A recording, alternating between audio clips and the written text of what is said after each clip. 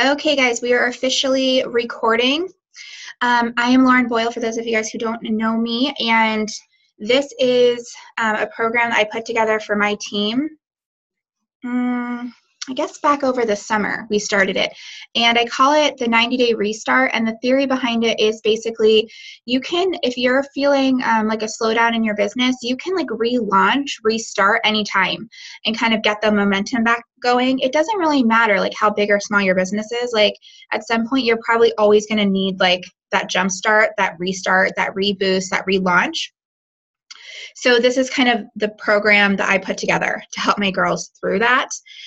This week, we'll do a live Zoom training every week for 90 full days, because the reason for the 90 days is I believe that that's a true launch period. It takes 90 days of just head down, hard work, focusing on whatever project you're working on. Right now, we're talking about our businesses, our online boutiques, to see a true transformation and to really build that momentum. Because how I view anything, but particularly a business like this, is like a mountain, and you got to get your business is your snowball. You're pushing up your mountain, and you've got to get it all the way to the top before it starts to go down the other side. And when you see people in this company or any company that like looks like they've got it easy or looks like everything just falls into place, what you're seeing is that other side of the mountain. You're not seeing this first part of the mountain. So this 90 days is the first part of the mountain so that you can experience that second half. So this first week is my what to do to prepare for the 90-day restart. Because if you do it correctly, it's kind of like all in, go big or go home kind of thing. So it's like head down, pounding the pavement. You're going to not have a lot of time for other things. And that's just what you should expect when you're thinking about launching or relaunching a business. I want you to really think about your business as if it was a real brick and mortar. You know, if you were going to open up a true brick and mortar retail boutique, would you expect that you could do that in an hour every other day for a week or two and have it be successful? Like, probably not. So look at your time investment like that. If you invest your time wisely and you get that 90 days going, I promise you have a ton more flexibility on the other side. Yes, I'm still busy. Yes, I still have a lot going on, but I have way more flexibility on the other side of this mountain than I did at the beginning, because I pushed really hard on the front side of it. I can take a day off. I can take a couple days off. I can kind of pull away from certain ways that I was selling to give myself a little bit of a break. I have more flexibility in the mode at which I make money than I did at the beginning. In the beginning, it's way more hands-on. Your sales per transaction is going to be lower in the beginning. And if you're feeling a slowdown in your business, you'll experience that also. Then it will be on the other end. So you'll have to process more transactions, which takes more time and energy than you will on the other side. I process about half as many transactions as I used to have the same number of sales, because my dollar per transaction is higher now. Okay, so the getting started, before you can get started. The reason why you would want to do this is if you never really feel like you got a really good start to begin with. If you never really felt like you got that momentum to begin with, this is a good reason to do this. If you felt like you had momentum, but now you're feeling like not so much, that's a good time to do it. If you're just feeling bored, or you feel like your customers, like towards the end of the year, I was like, I felt just like I was bored, and I felt like my customers were super bored. So that's a good time to do it. And if you're just plateauing, if you've reached a goal you wanted to reach, but you can't really break through, this is a good time to do that too. It also works if you're brand new, just starting, because we're going to kind of pretend like we're going to get our head in the place where we're launching our business for the very first time. We're going to kind of do all the things that we would have done if we would have launched it, in my opinion, if we would have launched it successfully the first time. And we can always improve on what we did the first time. And you should already have some momentum built, because you already have a customer base. You already know how to do a Facebook page. You already know how to take pictures. So some of that, those like little things are already kind of out of the way the second time around. You can do this as many times as you want. I know my personal opinion is it's great to just do these back to back until you've built your business to a place where you're really happy with the momentum that's going and the income that you're seeing. So do a 90-day restart, and at the end, maybe take a break, give yourself a little vacation, and then start another one right away. And then take a little break and then start another one. Okay. Getting ready to start, you have to do a couple things. First thing, most important, is your mindset. I posted in the main rep page today about roller coasters, and it's anything, not just business, but business exaggerates it. But it's just like a crazy roller coaster and like loops and all kinds of stuff. And when you're going this way, the problem is a lot of us have the temptation to get off at that point, to jump, because it's like, okay, this isn't going the way I thought it was going to go. I'm putting in a lot of work and energy, but I haven't experienced the way up yet. I don't see how I'm ever going to get there from here. And so then we just throw our hands up and quit. If you are working on your mindset on a daily basis, and I just like hopping on YouTube and just searching. I really like Jim Rohn and some other like social selling or network marketing motivational speakers, because you'll constantly hear things that you're like, oh my gosh, that's exactly how I feel. Because it's not really unique. Like our experience as an individual will be unique, but what we kind of feel is really universal. Everybody has those ups and downs. Even the top sellers are going to have times where, they feel like failures. So we all kind of have those same emotional ups and downs, peaks and valleys. So hearing that from other people, and especially people like you don't even know, hearing that resonate for you, for me, it's helpful. And if you do not get your mind positive, if you don't tell yourself, I can do this, I will do this, this is just a matter of the how am I going to do it, not the if it's going to happen. I'm going to be successful. How am I going to be successful? You have to get there first. You can't start this business, any program, anything you want to be successful at.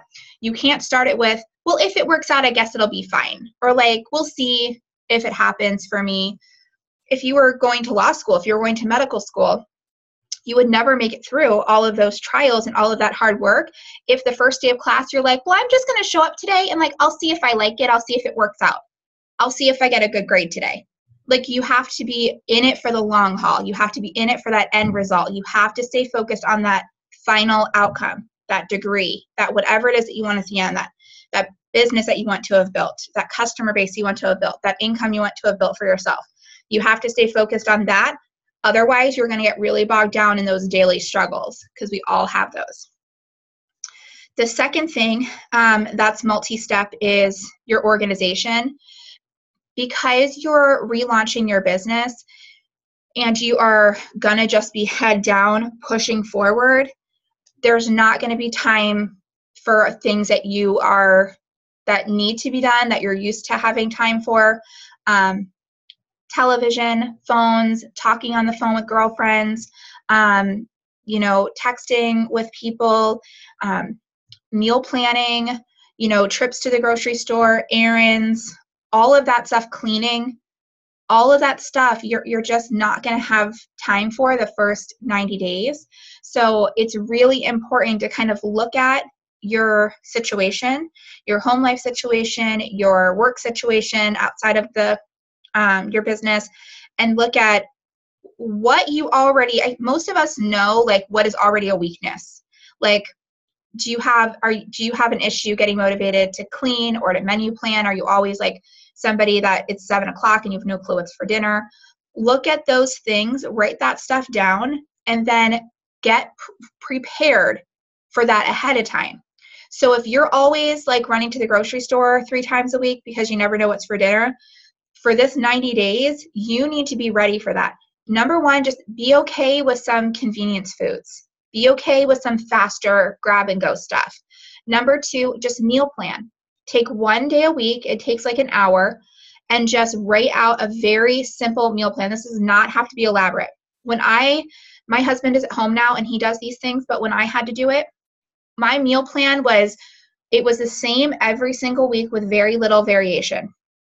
I would have chicken on Mondays, fish on Tuesdays, hot dogs on Wednesdays. Thursday was chicken nuggets, and then Friday would be the day that I ordered pizza. Saturday I would kind of leave open for like leftovers, or a lot of times my husband might have been home on Saturday night, so he might have cooked. And then Sunday I planned the only meal I really cooked all week, I don't like to cook, was on Sunday. And so I didn't work on Sunday evenings, and I planned to actually make a real meal and cook on Sundays, and we all sat down and had dinner together so that I knew at least one day a week we were having like that really nice family meal experience. And that made my grocery shopping really easy. And I just released myself from the expectation that if I wasn't making my kids homemade waffles every morning for breakfast, that made me not a good mom. Because I think sometimes we tell ourselves these things, and like, who is really judging us for that? So I just was okay with my kids having Pop-Tarts and cereal for those 90 days. And now after the 90 days was over, we could kind of get back on track a little bit. Laundry, if that's an issue for you, making sure that you have either your stuff picked out or your kids' stuff picked out the night before, that will save you. I cannot tell you how many hours you will save by simply picking out your own outfit the night before. And if you have children, like, it's a must. Because guess what you're going to not do? You're going to not be yelling at your kids in the morning because they can't find a shoe. You're going to not be stressing out because you can't find the pair of socks that you need to go with the outfit that you're wearing to work. You're going to not be, trying to rummage through dirty laundry to try to find something that matches something at the last minute. I have 5 kids. So what I did is I would, on Sundays, because Sunday was kind of like my day to regroup, I would get all the laundry done that needed to be done, and I would, in Ziploc bags, I would package up an outfit a complete outfit for them. Socks, underwear, top, bottom, for every day of the week, and they had a box. So they could go into their box on Monday morning, pick out a Ziploc bag, and they had everything there. There was no searching for a sock, no searching for underwear. And I always put their shoes in that box before I went to bed. So there's no looking for anything. And my life was like so much simpler. Everybody was calmer in the morning. There was no arguing. There was no fighting. And I saved a lot of time. And even though my Sunday was a little crazy because I was doing a lot of laundry, I didn't have to worry about that the whole rest of the week. I knew when I went to bed on Sunday night that everybody had all the clothes that they needed for the entire week. So it made my life a lot easier. If you're you and you don't have little kids at home, just even if you don't leave the house. I work in my house now, but I still stand in my closet and waste 10 minutes picking out an outfit. Like, even for yourself, just lay out what you're going to wear the night before. Also, scheduling a calendar is like probably the most important thing that you can do. And you got to do it the night before, because if you don't do it the night before, you're going to wake up at 9 o'clock in the morning and you're going to panic because you had a phone call or you had something to do at 8:30. Or you're like, oh my gosh, I told my group I was going to do an album sale and now I only have 15 minutes to get it done. Or, oh, I was supposed to send out an email and I forgot, because you didn't look at it the night before. This also goes back to the meal planning, because if you meal plan with your calendar open, guess what you're not going to do? You're not going to have an elaborate meal planned on a night that all of your kids have activities and your husband's home super late from work and you're supposed to be at a PTA meeting.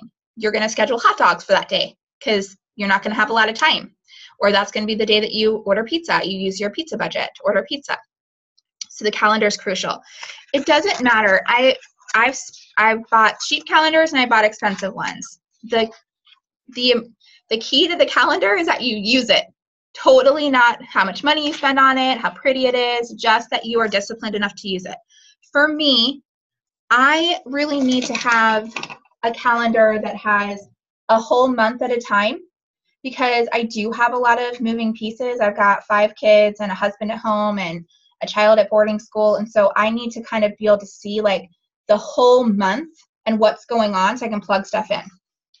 And then I also need to have, and this thing I think is very important for anybody, no matter what your situation is, this will definitely help you to gain a little bit more control over your day, is something that allows you to schedule per hour. So if you're working, you know that from 9 to 5, there's no boutique business happening, except for maybe at lunchtime you can schedule something. So you know you've got this time and you've got this time down here. And then for me, this calendar, it has a to-do list on the other side, so I can just write down every single thing I'd ever want to do, and then I can just check it off, and if I don't get to it, I can just move it to the next day. So this really allows me to see whether or not I've been realistic with my time. If I am supposed to have a call, and I'm supposed to order inventory, and I am supposed to pick out styling appointment outfits, and I'm supposed to do a live sale, and I start plugging that stuff into my calendar in what 15, 30-minute segments I'm going to do those in, I have a pretty good idea as to whether or not I've been realistic with my day. And it also will show you if you're wasting time. Because if your day looks like this, and you go to sleep and you're like, I didn't do anything today, you know, there are some time management things going on and just a discipline thing going on. I know for me, I have to leave my phone in a different room if there is a project I need to work on, because I cannot, even if I have it on airplane mode, I cannot help but pick up that phone and swipe up and look to see what it is that's going on that I might be missing. It's just a self-discipline thing that I need to work on for myself. So instead of trying to like beat myself up about it, I just leave my phone in a different room. That way it's much harder for me to check that kind of stuff. So those are let me see where my little book is. So looking at your house and kind of getting your house in order. You might not be in a position where you can hire somebody to clean your house right now. I would challenge you to look at whether or not that could help give you some time and take some stress off of your plate, and also motivate you to get some income producing activities done.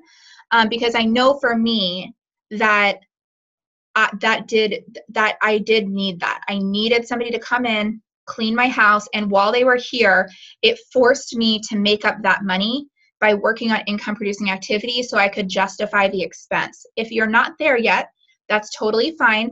What I would recommend you do for cleaning is I would recommend that you focus on one room per day. And every time you walk into the kitchen and every time you walk into the bathroom, you have a little pack of like Windex wipes or like an all-purpose cleaner wipe. You have those sitting out somewhere so you can quick wipe down surfaces. Because if you're wiping down the surface of the bathroom or the kitchen every time that you leave it, and you're doing one room every day, top to bottom, which should take about 45 minutes, like literally top to bottom, every nook and cranny, your house should always be nice and orderly. If you spend another 15 minutes with a timer in the morning and 15 minutes before you go to bed, just decluttering the whole house, walk around with the laundry basket and just declutter it. Even if you stick that laundry basket in the laundry room and you don't actually put those things away, that's okay. That can be on your project day. That can be on your day off. You can take 30 minutes and put everything away.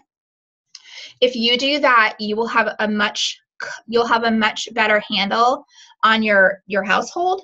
And so you won't have as much stress. Don't try to do it all at once. I mean, we have somebody come and clean and 3 of them come and it takes them 2 hours. So, I mean, it's 6 hours of time. Like, it's going to be really hard for you to spend 6 hours of your time away from your business. But you can probably, you know, carve out 30 minutes or 45 minutes, especially if you break that up into chunks, you know. It's like do the top to the bottom and then do the floors and the surfaces in a second go around. Okay, so we talked about getting ready to start. We talked about organizing meals. Decluttering is definitely going to help, and systems, and your schedule, and your mindset. So the last thing that you'll want to do to get yourself ready to get started on the 90-day restart is to just sit down with a piece of paper, or if you want to use the internet like a Pinterest board or something, that's fine too. And start brainstorming what you want your boutique to look like. And I believe the best way to do this is to truly, in your brain, think, I'm opening a true brick and mortar. If I was opening up the doors to a brick and mortar boutique, what would I want it to look like? Who would I want to shop in it? Who am I expecting to come in the door? What product would I have in it?